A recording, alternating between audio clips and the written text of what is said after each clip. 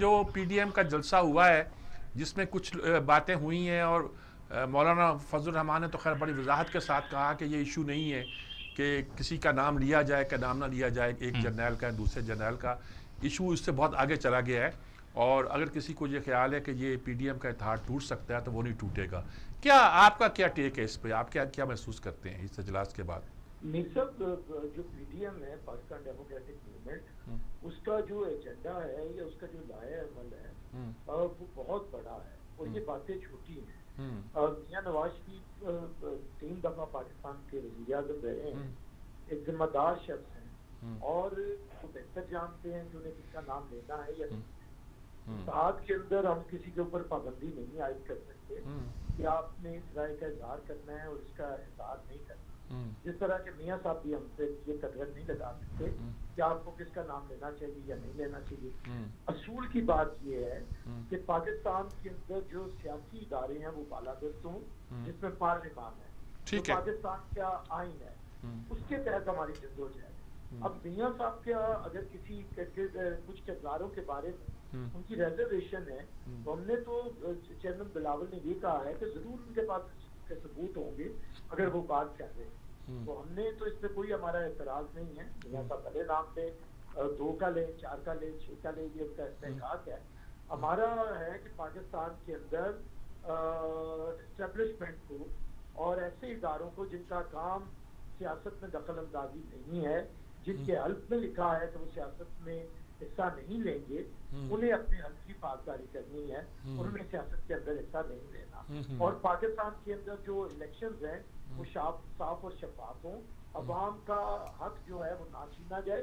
और peoples party की सबसे बड़ी विक्टिम रही है और आपको याद होगा ये तारीख का भी फैसला है, सुप्रीम कोर्ट ऑफ पाकिस्तान का भी फैसला है कि जिस तरह IGI बनी, पैसे बटे, ISI उसमें मुलव्वस रही, आर्मी चीफ मुलव्वस रहे और सुप्रीम कोर्ट का फैसला आया। तो ये काम 1988 में भी हुआ, 90 में भी हुआ और बाद के इंतखाबात 2018 तक जारी रहा है। तो हम इस सिलसिले को रोकना चाहते हैं और हम दरख्वास्त करते हैं कि वो तमाम इदारे जो पाकिस्तान के अंदर डायरेक्टली या इनडायरेक्टली मुलव्वस होते हैं पाकिस्तान की सियासत को मैनूवर करने के लिए, इलेक्शंस को मैनिपुलेट करने के लिए, अवाम के हक से राय दही पे डाका डालने के लिए, तो वो इससे इज्तनाब करते हैं। हमने पहले भी ये चार्टर ऑफ डेमोक्रेसी के अंदर कुछ चीजें फाइनल की थी और अल्लाह का शुक्र है कि पीपल्स पार्टी ने उस पर तकरीबन 80% अमल किया और कुछ चीजें मियां साहब ने भी उस पर अमल किया। अब तकरीबन 90% उस पर अमल हो गया है। अब हमारा और उसमें बहुत से बड़े काम हुए हैं। एक तक उसमें बड़ा काम ये हुआ कि 15 साल हुए हैं, अब हुकूमतें तसलसल के साथ जारी हैं, मुल्क में कोई मार्शल लॉ नहीं आया। दूसरा बड़ा काम ये हुआ कि सूबों को सूबाई खुद मुख्तारी मिली जिसका कि कोई भी सोच नहीं सकता था।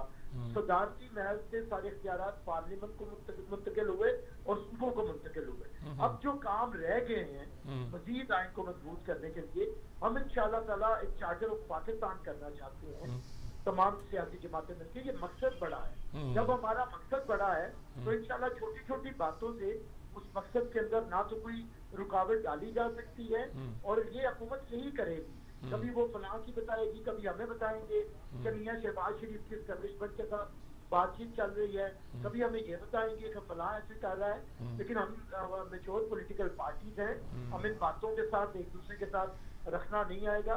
हमारी क़यादत के दरमियान राब्ता है, जब जरूरत पड़ेगी राब्ता हो भी जाएगा। तो ये हमें हमारी पटरी से नहीं उतार सकते। हमारा मकसद अजीम है और उस अजीम मकसद के लिए हम जद्दोजहद करते हैं। रावी रिवर डेवलपमेंट के मतलब लोगों को कुछ तहफ़्फ़ुज़ात हैं क्या? देखा आज मैंने एक प्रोग्राम देखा जिसमें वहाँ के लोग जो है दाड़े मार के रो रहे हैं, औरतें जो हैं वो बिलक रही हैं।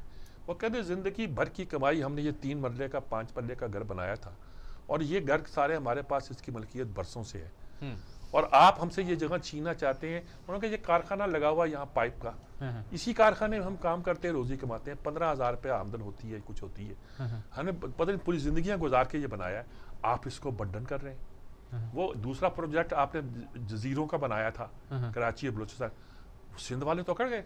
बिल्कुल, उन्होंने कहा हमारे जजीरों को कहाँ ले जा रहे हो। अगरचे उनके एटीट्यूड भी ठीक नहीं है, इसलिए ठीक नहीं है कि वो उनका तो ख्याल है कि हमारे मल्लाहों का क्या बनेगा। पंजाब में किसी को ख्याल नहीं आया कि इतनी बड़ी, वहां उन्होंने कहा ये सब्जियां उग रही हैं, ये आलू उग रहे हैं, ये कारखाने लगे हुए हैं, ये गरीब आदमियों की झोंपड़ियां हैं। छोटे छोटे घर हैं, 3-3 मरले के, 4-4 मरले के, 1.5-1.5 मरले के, वो आप उजाड़ रहे हैं। किस चीज़ को बना रहे हैं? उनका ये तो ठीक है, आप इसको झील बनाए, झील बनाने के बाद इससे करा, और 25 करोड़ देकर शहबाज शरीफ ने इसकी फिजिबिलिटी तैयार की थी। सही। लेकिन जब उससे पता चला कि इतने लोग डिस्प्लेस होंगे तो वो ज़रा उसने उसको स्लो डाउन कर दिया, अबैंडन कर दिया, कुछ भी कह लीजिए। आप कहेंगे सियासी तौर पर इसको ख़त्म कर दिया गया, और भाई सियासी तौर पे नहीं, इंसानी तौर पर देखा गया कि इसमें कुछ मसाइल पैदा हो रहे हैं, इसका हल ढूंढा जाए। आप यहाँ तो वहाँ पूरी बस्ती बनाए, बस्ती, अच्छा आप ये सारे खेत जो हैं, खेत खलियान जो हैं, ये बर्बाद कर रहे हैं। आप वहाँ झील बनाए, झील के इर्द गिर्द सारे जो ना खेत हों, खूबसूरत बागात हों, आप उसको बागात में कन्वर्ट कर दें, वहाँ सब्जियाँ। उन्होंने कहा यहाँ के आलू पूरे मुल्क में जाते हैं और 5 महीने हम सप्लाई करते हैं यहाँ। तो ये सारी चीज़ें हैं कि आप अपनी आबादियों को तबाह तो ना करें ना जी। सही। तो ये सारी सूरत हाल है, इसका जायजा किसी ने लिया ही नहीं था। वो कहते हैं निशान लगाते जा रहे हैं।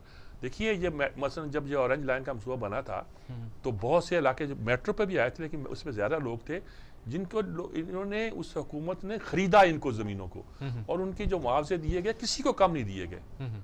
इसके लिए आपको प्लान बनाना पड़ेगा कि जो लोग डिस्प्लेस होते हैं उनको मुतबादल क्या दिया जाता है, सही, पैसा क्या दिया जाता है, और जगह क्या दी जाती है, उनकी नौकरियां हैं। वह इस कारखाने में काम, आपका कारखाना उठा लो, वो कारखाना भी जब दोबारा उसको एस्टेब्लिश करेंगे, वो कहते हैं 3 साल फिर लगेंगे, तो कैसे करेंगे? सही। आप जब तक ये सारा प्रैक्टिकली नहीं होते, ग्राउंड टू यानी कि इसको तरीके से नहीं देखते,